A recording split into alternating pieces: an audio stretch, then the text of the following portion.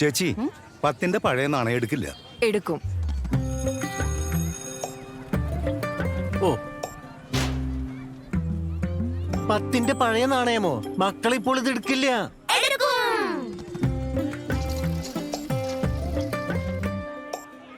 എത്ര? 210 രൂപ.